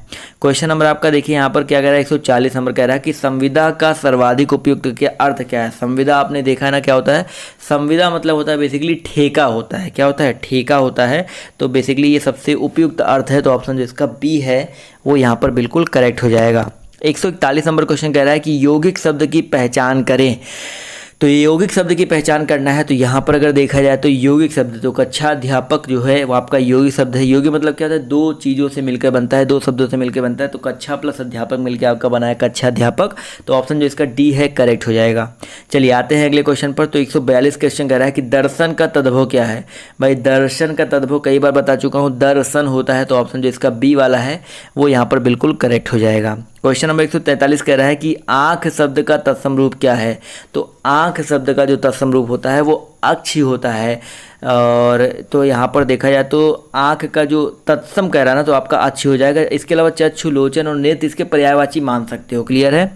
चलिए आते हैं क्वेश्चन नंबर 144 पर। तो आपसे क्या कह रहा है कि रचना के अनुसार शब्द के प्रकार कितने हैं। तो भाई रचना के आधार पर जो शब्द होते हैं वो आपके कितने प्रकार के होते हैं। भाई आपके 4 प्रकार के होते हैं। अब आप लोग का एक काम बनता है ना, ये चारों प्रकार आप लोग कमेंट करके बताओ ये चारों प्रकार कौन कौन से होते हैं रचना के आधार पर। चलिए आते हैं क्वेश्चन नंबर 145 पर। तो कह रहा है रूढ़ शब्द का चयन करें। तो रूढ़ शब्द का चयन करना है। तो यहाँ पर अगर देखा जाए तो शूल जो दिया गया है वो आपका एक रूढ़ शब्द है, इनका खंड नहीं कर सकते हो। तो आप पर आपका ऑप्शन नंबर जो इसका सी है वो करेक्ट हो जाएगा। क्वेश्चन नंबर 146 कह रहा है कि विभूति का अनेकार्थक शब्द नहीं है। तो विभूति का अनेकार्थक शब्द क्या है, कौन सा नहीं है। तो यहाँ पर देखा जाए तो वैभव जो होता है वो आपका किसी भी प्रकार की विभूति का अनेकार्थक शब्द नहीं है। इसके अलावा शक्ति, ऐश्वर्य, राख ये आपके विभूति के अनेकार्थक शब्द होते हैं। क्लियर है।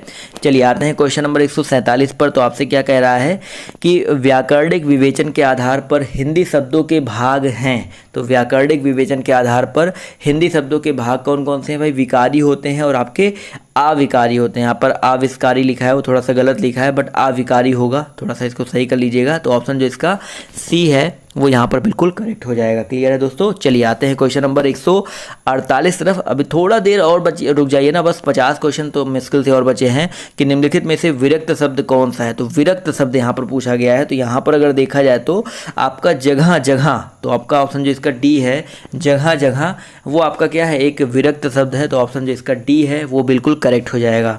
अगला क्वेश्चन कह रहा है कि अनेकार्थक शब्द कौन सा है। 149 नंबर क्वेश्चन कह रहा है कि अनेकार्थक शब्द कौन सा है। तो यहाँ पर जो काल है, ऑप्शन जो इसका डी है काल, वो आपका एक अनेकार्थक शब्द है। क्लियर है दोस्तों। चलिए आते हैं क्वेश्चन नंबर 150 की तरफ। तो आपसे क्या कह रहा है कि आत्मा का अनेकार्थक शब्द क्या है। अगर हम बात करते हैं आत्मा के बारे में तो हृदय जो है वो आपका आत्मा का अनेकार्थक शब्द है। तो हृदय बहुत ही इंपॉर्टेंट है। तो ऑप्शन जो इसका ए है वो यहाँ पर बिल्कुल करेक्ट हो जाएगा। 151 नंबर क्वेश्चन कह रहा है कि रस्सी का तत्सम रूप क्या है। भाई रस्सी का जो तत्सम रूप है वो आपका रश्मि होता है। क्या होता है? रश्मि होता है। तो ऑप्शन जो इसका सी है वो यहाँ पर बिल्कुल करेक्ट हो जाएगा। चलिए आते हैं क्वेश्चन नंबर 152 की तरफ। तो आपसे कह रहा है कि हाथी का तत्सम रूप क्या है। अगर हम बात करते हैं हाथी के बारे में तो हाथी का तत्सम रूप क्या होता है? हस्तिन होता है। तो ऑप्शन जो इसका ए है वो यहाँ पर बिल्कुल करेक्ट हो जाएगा। क्लियर है। चलिए आते हैं क्वेश्चन नंबर 153 पर। तो आपसे यहाँ पर क्या कह रहा है कि अट्टालिका का तद्भव रूप क्या है। तो अट्टालिका का जो तद्भव रूप होता है वो आपका अटारी होता है। तो ऑप्शन जो इसका सी ए है वो यहाँ पर बिल्कुल करेक्ट हो जाएगा। क्लियर है सर। चलिए आते हैं क्वेश्चन नंबर 154 पर। तो जूता शब्द कैसा शब्द है। तो जो जूता शब्द होता है वो आपका एक देशज शब्द होता है। कैसा शब्द होता है? देशज शब्द होता है। तो ऑप्शन जो इसका डी है वो यहाँ पर बिल्कुल करेक्ट हो जाएगा। क्लियर है दोस्तों। चलिए आते हैं क्वेश्चन नंबर 156 पर आते हैं। तो यहाँ पर क्या कह रहा है कि यौगिक धातु है। तो यौगिक धातु यहाँ पर ढूंढना है। तो यहाँ पर अगर देखा जाए तो पढ़ है, दौड़ना है, लिख है और चल है। तो यहाँ पर जो आपका दौड़ना है वो आपका यौगिक धातु हो जाएगा। अब यही पढ़ना, लिखना, चल होता तो आपका ये यौगिक हो जाता है, लेकिन यहाँ पर दौड़ना तो ऑप्शन जो इसका सी है वो यहाँ पर बिल्कुल करेक्ट हो जाएगा। क्वेश्चन नंबर आपका 157 कह रहा है कि यौगिक क्रिया है। तो यौगिक क्रिया यहाँ पर देखिए क्या हो जाएगा? गाना, चल देना, खाना वाना, पीना वीना। तो आराम से बता सकते हो यहाँ पर जो चल देना है तो ऑप्शन जो इसका सी है चल देना, ये आपका क्या हो जाएगा? यौगिक क्रिया हो जाएगा। यौगिक धातु हो गया, यौगिक क्रिया हो गया। अगला कह रहा है कि इस वाक्य में क्या क्रिया क्या है। घोड़ा दौड़ रहा था। तो भाई दौड़ना जो होता है क्रिया होती है, आप सबको पता है। तो यहाँ पर जो दौड़ है वो आपकी क्रिया है। तो ऑप्शन जो इसका बी है वो करेक्ट हो जाएगा। 159 नंबर क्वेश्चन कह रहा है कि जन का अनेकार्थक शब्द क्या है। तो जन का अनेकार्थक शब्द की अगर हम बात करते हैं तो बाजार जो होता है, बहुत ही इंपॉर्टेंट है, बाजार जो होता है वो आपका जन का अनेकार्थक शब्द नहीं होगा, क्योंकि यहाँ पर नहीं बोला गया है। तो यहाँ पर ऑप्शन जो इसका बी है वो करेक्ट रहेगा। जबकि लोग, प्रजा और समूह ये जो है बेसिकली आपके जन के अनेकार्थक शब्द होते हैं। क्लियर है। चलिए आते हैं क्वेश्चन नंबर 160 पर। तो तम का अनेकार्थक शब्द नहीं है। देखिए यहाँ पर भी आपका कह रहा है तम का अनेकार्थक शब्द कौन सा नहीं है। तो जो प्रकाश है, ऑप्शन जो इसका सी है प्रकाश, वो आपका तम का अनेकार्थक शब्द नहीं है। चलिए आते हैं क्वेश्चन नंबर 161 पर। तो आपसे यहाँ पर क्या कह रहा है कि पति का अनेकार्थक शब्द नहीं है। तो देखिए पति का अनेकार्थक शब्द कौन सा नहीं होगा। तो ऑप्शन नंबर जो यहाँ पर पुरुष है, पुरुष जो होता है पति का अनेकार्थक शब्द नहीं है। पति को आप लोग स्वामी बोलते हो, दूल्हा भी बोला जाता है, कुछ लोग पति परमेश्वर भी बोलते हैं, ईश्वर भी बोलते हैं। तो ऑप्शन जो इसका सी है वो अनेकार्थक के अंतर्गत नहीं आएगा। क्वेश्चन नंबर आपका 162 कह रहा है कि उजाला, उजला का तत्सम रूप क्या है। उजला का जो तत्सम रूप होता है वो आपका उज्ज्वल होता है। क्या होता है सर? उज्ज्वल होता है। तो ऑप्शन जो इसका सी है वो यहाँ पर बिल्कुल करेक्ट हो जाएगा। क्वेश्चन नंबर आपका 163 कह रहा है तत्सम शब्द नहीं है। तो यहाँ पर अगर देखा जाए तो तत्सम शब्द कौन सा नहीं है। तो आपका जो आंसू है ये आपका तत्सम शब्द नहीं है। क्लियर है। तो अश्रु होता तो आप मान सकते हैं, लेकिन आंसू जो है आपका तत्सम शब्द नहीं है। चलिए आते हैं क्वेश्चन नंबर 164 पर। तो आपसे कह रहा है कि महात्मा गांधी अहिंसा के साक्षात थे। महात्मा गांधी जो थे वो आपके अहिंसा के साक्षात थे। इसका मतलब क्या हो जाएगा सर? तो यहाँ पर 164 का करेक्ट आंसर हो जाएगा साक्षात क्या थे? विग्रह थे, परिग्रह थे, अनुग्रह थे या अपरिग्रह थे। तो यहाँ पर देखा जाए तो विग्रह थे। तो ऑप्शन जो इसका ए है वो यहाँ पर बिल्कुल करेक्ट हो जाएगा। चलिए आते हैं क्वेश्चन नंबर 165 पर। तो आपसे क्या कह रहा है कि देशज शब्द है। तो यहाँ पर देशज शब्द ढूंढा जा रहा है। तो देखा जाए तो चिट्ठियाँ जो है, चिट्ठियाँ मेरे को दिखाई पड़ रहा है। तो यहाँ पर जो चिड़िया है और आशय है, गरम है, मज़ा है। तो यहाँ पर अगर देखा जाए तो चिड़िया तो देशज शब्द नहीं होगा, गरम, आशय, मज़ा। तो यहाँ पर देखा जाए मज़ा हो सकता है। ऑप्शन जो इसका डी है मज़ा, ऑप्शन डी यहाँ पर बिल्कुल करेक्ट हो जाएगा। बट थोड़ा सा कन्फ्यूजन है चिड़िया और मज़ा में, तो मुश्किल से देखा जाए तो मज़ा ज़्यादा करेक्ट होगा। तो ऑप्शन जो इसका डी है वो यहाँ पर करेक्ट हो जाएगा। आते हैं क्वेश्चन नंबर 166 पर। तो आपसे यहाँ पर क्या कह रहा है तत्सम शब्द कौन सा है। क्वेश्चन नंबर 166 में देखा जाए तो आम्र जो है आपका ऑप्शन नंबर ए या आपका तत्सम शब्द है। क्लियर है। क्वेश्चन नंबर आपका 167 कह रहा है तद्भव शब्द क्या है। तो यहाँ पर अगर देखा जाए तद्भव शब्द क्या है तो मुँह जो आपका ऑप्शन नंबर डी है, मुँह, ये आपका एक तद्भव है। बैंक आपका इंग्लिश शब्द है, नहीं आपका पता है एक तत्सम शब्द है, लेकिन यहाँ पर जो डी मुँह है ये आपका क्या हो जाएगा? एक तद्भव शब्द हो जाएगा। क्लियर है। चलिए आते हैं क्वेश्चन नंबर 168 पर। तो आपसे क्या कह रहा है कि वाचाल कहते हैं। वाचाल किसे कहते हैं सर? तो अगर हम बात करते हैं वाचाल के बारे में तो वाचाल किसे कहते हैं? बहुत बोलने वाले को वाचाल बोलते हैं। तो ऑप्शन जो इसका सी है वो यहाँ पर बिल्कुल करेक्ट हो जाएगा। क्लियर है सर। तो ऑप्शन जो इसका सी है वो यहाँ पर बिल्कुल करेक्ट हो जाएगा। Clear sir. चलिए आते हैं अगला क्वेश्चन आपका यहाँ पर क्या कह रहा है कि व्युत्पत्ति के दृष्टि से हिंदी शब्द भंडार के प्रकार हैं। तो व्युत्पत्ति के दृष्टि से हिंदी शब्द भंडार के कितने प्रकार होते हैं? तो व्युत्पत्ति की दृष्टि से दोस्तों आपके 4 प्रकार होते हैं। कितने प्रकार होते हैं? तो ऑप्शन जो इसका सी है वो यहाँ पर बिल्कुल करेक्ट हो जाएगा। क्लियर है। तो यहाँ पर जो ऑप्शन नंबर आपका कौन सा है, सी है, वो यहाँ पर बिल्कुल करेक्ट हो जाएगा। चलिए आते हैं अगले क्वेश्चन पर। तो अगला क्वेश्चन आपका यहाँ पर क्या कह रहा है, देखिए ध्यान से, तत्सम शब्द कौन सा है? तो तत्सम शब्द पूछ रहा है आपसे यहाँ पर। तो यहाँ पर अगर देखा जाए तत्सम शब्द की अगर हम बात करते हैं तो भादो, भाद्रपद, भाद्रपद नहीं है, भाद्रपद ऑप्शन अगर बी की बात करते हैं तो ये आपका तत्सम शब्द है। क्लियर है सर। तो ऑप्शन जो इसका बी है वो यहाँ पर बिल्कुल करेक्ट हो जाएगा। क्लियर है। चलिए आते हैं अगले क्वेश्चन पर। तो अगला क्वेश्चन आपका यहाँ पर कह रहा है कि तद्भव शब्द यहाँ पर कौन सा है? तो तद्भव शब्द यहाँ पर कौन सा हो जाएगा? तो यहाँ पर 171 में देखा जाए तो भाप है, वाष्प है, उष्ण है और वाष्पन है। तो यहाँ पर जो आपका भाप है, तद्भव पूछ रहा है, तो ऑप्शन जो इसका क्या बोलते हैं, ए है, वो यहाँ पर बिल्कुल करेक्ट हो जाएगा। क्लियर दोस्तों। चलिए आते हैं अगले क्वेश्चन तरफ। तो अगला क्वेश्चन आपका देखिए यहाँ पर क्या कह रहा है कि संयुक्त क्रिया का उदाहरण कौन सा है?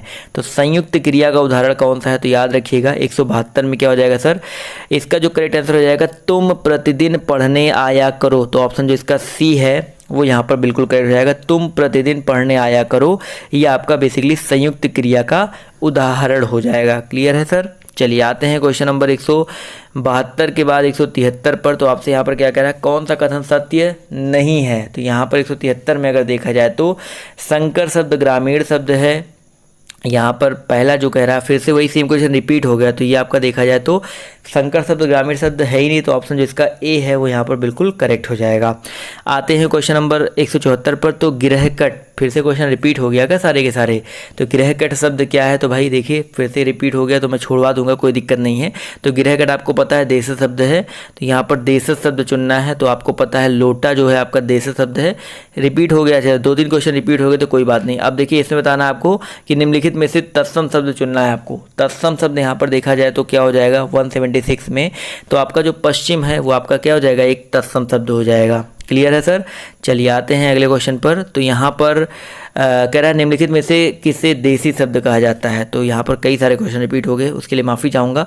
तो देसी शब्द किसे कहा जाता है? तो देसी शब्द को आपका देसी शब्द कहा जाएगा। चलिए अब आते हैं कुछ नए क्वेश्चन तरफ। तो यहाँ पर क्या कह रहा है कि निम्नलिखित प्रश्नों में से कौन सा युग्म शब्द अशुद्ध है? तो यहाँ पर देखा जाए तो कौन सा युग्म शब्द अशुद्ध है? तो पति रूपतियो, देखा जाए तो ये जो पति रूपतियो दिया गया है, ये पति रूपतियो यहाँ पर देखा जाए तो ये अशुद्ध देखने में ही लग रहा है। तो ऑप्शन जो इसका ए है वो यहाँ पर बिल्कुल करेक्ट हो जाएगा। क्लियर है सर। चलिए आते हैं अगले क्वेश्चन पर। तो अगला क्वेश्चन कह रहा है कि तत्सम शब्दों का मूल स्रोत क्या है? तो आपको पता है संस्कृत होता है, तो ऑप्शन जिसका बी है करेक्ट हो जाएगा। अगला क्वेश्चन कह रहा है भाई शब्दों के वर्गीकरण का आधार क्या है? तो शब्दों के वर्गीकरण का आधार क्या है सर? उद्गम भी है, अर्थ भी है, रचना भी है। तो ऑप्शन जो इसका डी है वो यहाँ पर बिल्कुल करेक्ट हो जाएगा। क्वेश्चन नंबर 181 कह रहा है योग रूढ़ शब्द क्या अर्थ है? तो योग रूढ़ शब्द का क्या अर्थ है? तो अगर हम बात करते हैं योग रूढ़ का मतलब क्या होता है भैया, तो योग रूढ़, देखिए रूढ़ आपको बता दिया, योग रूढ़ जान लीजिए। योग रूढ़ बेसिकली आपका क्या होता है, ये जो सामान्य अर्थ छोड़कर परंपरागत अर्थ बताते हैं वो आपके योग रूढ़ कहलाते हैं। जैसे आपका लंबोदर हो गया, बहुत सारे ऐसे होते हैं।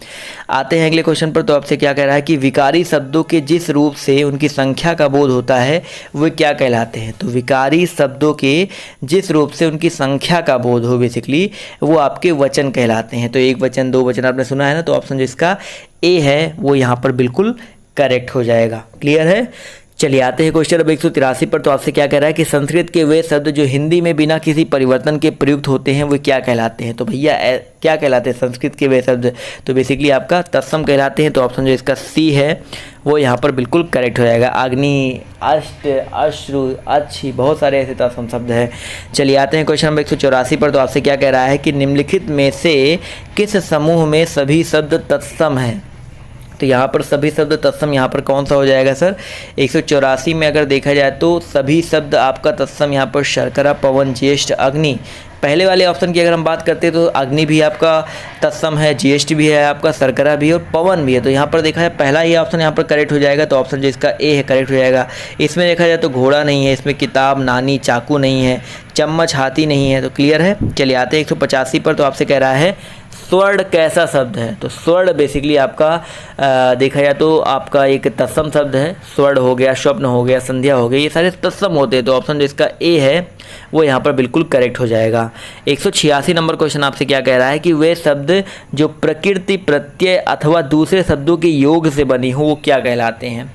जो प्रकृति से बने हो, प्रत्यय से बने हो अथवा दूसरे शब्दों के योग से बने होते हैं वो क्या कहलाते हैं। तो याद रखिएगा वे बेसिकली आपके क्या कहलाते हैं, यौगिक शब्द कहलाते हैं। तो ऑप्शन जो इसका डी है वो यहाँ पर बिल्कुल करेक्ट हो जाएगा, बहुत ही इंपॉर्टेंट है। तो ऑप्शन डी यहाँ पर बिल्कुल करेक्ट हो जाएगा। 187 नंबर क्वेश्चन कह रहा है कि नीचे दिए गए विकल्पों में से तत्सम शब्द का चयन कीजिए। तो तत्सम शब्द का चयन करना है। यहाँ पर देखा जाए तो आम्र है, तो आम्र ही देखा जाए तो आपका तत्सम है, आम का होता है। तो ऑप्शन जो इसका ए है वो यहाँ पर करेक्ट हो जाएगा। देख सकते हैं कि 59 मिनट हो चुका है, 1 घंटे हो चुका है, अभी तक मैंने कट नहीं किया है। अगला क्वेश्चन आपका यहाँ पर क्या कह रहा है कि दिए गए विकल्पों में से तद्भव शब्द का चयन कीजिए। तो तद्भव शब्द का चयन करना है। तो याद रखिएगा 188 का करेक्ट आंसर क्या हो जाएगा सर, आपका मुंह। जो आपका मुंह है, ऑप्शन नंबर जो इसका डी है वो आपका एक तद्भव शब्द है। जबकि बैंक, अग्नि, अमीर ये आपके देखा जाए तो अलग अलग होते हैं। देखिए अभी मैंने अमीर के बारे में बताया था, शायद दिमाग में उस समय नहीं आ रहा था। तो अमीर बेसिकली आपका एक फ़ारसी शब्द होता है, मैंने शायद उस समय कुछ और बोल दिया था, पुर्तगाली बोल दिया था। तो पुर्तगाली नहीं होता, बेसिकली आपका एक फ़ारसी शब्द होता है। क्लियर है। चलिए आते हैं क्वेश्चन नंबर 189 पर। तो आपसे यहाँ पर क्या कह रहा है कि निम्नलिखित विकल्पों में से सकर्मक क्रिया का चयन करना है। आपको क्या करना है सर, सकर्मक क्रिया का चयन करना है। तो याद रखिएगा यहाँ पर लेटना, पिघलना, छूटना और तड़पाना। तो यहाँ पर सकर्मक क्रिया कौन सी हो जाएगी, बहुत ही इंपॉर्टेंट है। तो यहाँ पर जो तड़पाना है वो आपका सकर्मक क्रिया हो जाएगा। तो ऑप्शन जो इसका डी है वो यहाँ पर बिल्कुल करेक्ट हो जाएगा। 190 नंबर क्वेश्चन कह रहा है कि बड़ों के लिए उपयुक्त अभिवादन का चयन कीजिए। बड़ों के लिए उपयुक्त अभिवादन भैया सादर प्रणाम बोलते हैं बड़ों को। तो ऑप्शन जो इसका बी है वो यहाँ पर बिल्कुल करेक्ट हो जाएगा। अगला क्वेश्चन कह रहा है कि निम्नलिखित शब्दों के दिए गए विकल्पों में तत्सम शब्द का चयन कीजिए। तो तत्सम शब्द का आपको चयन करना है। तो यहाँ पर अगर देखा जाए तो कलश, जो आपका ऑप्शन ए है, कलश जो है आपका तत्सम शब्द हो जाएगा। तो ऑप्शन जिसका ए है वो यहाँ पर बिल्कुल करेक्ट हो जाएगा। क्लियर है दोस्तों। चलिए क्लियर है तो आते हैं अगले क्वेश्चन की तरफ। तो अगला क्वेश्चन आपका यहाँ पर क्या कह रहा है कि घुड़सवार शब्द निम्न में से क्या है। तो घुड़सवार, तो घुड़सवार आप देख के ही बता सकते हो कि यौगिक शब्द है। तो ऑप्शन जो इसका सी है वो यहाँ पर बिल्कुल करेक्ट हो जाएगा। क्लियर है दोस्तों। तो सी पर टिक करेंगे और बढ़ेंगे हम लोग अगले क्वेश्चन की ओर। तो अगला क्वेश्चन आपका यहाँ पर क्या कह रहा है, ध्यान से देखिए कि अजायब घर क्या है भाई। अजायब घर की अगर हम बात करते हैं तो ये होता है आपका एक संकर शब्द, दो अलग अलग भाषाओं से मिलकर बना, शब्दों से मिलकर है। तो ऑप्शन जो इसका डी है वो यहाँ पर बिल्कुल करेक्ट हो जाएगा। आते हैं अगले क्वेश्चन पर। तो अगला क्वेश्चन आपका कह रहा है कि मोर का तत्सम रूप क्या होता है। अगर हम बात करते हैं भैया मोर के बारे में, तो मोर का तत्सम क्या होता है। तो बिल्कुल सिंपल सा क्वेश्चन है, कई बार आपने देखा भी होगा, मयूर होता है। तो ऑप्शन जो इसका बी है वो यहाँ पर बिल्कुल करेक्ट हो जाएगा। क्वेश्चन नंबर आपका 95 कह रहा है कि निम्नलिखित में से योग रूढ़ शब्द चुनना है। 195 में योग रूढ़ शब्द चुनना है। तो आपका जो चक्रपाणी है, देखिए चक्रपाणी, तो कानी उंगली में, पानी उंगली में जिसके चक्र होता है वो आपका चक्रपाणी विष्णुदेव कहलाते हैं। तो ऑप्शन जिसका बी है वो यहाँ पर एक योग रूढ़ हो जाएगा।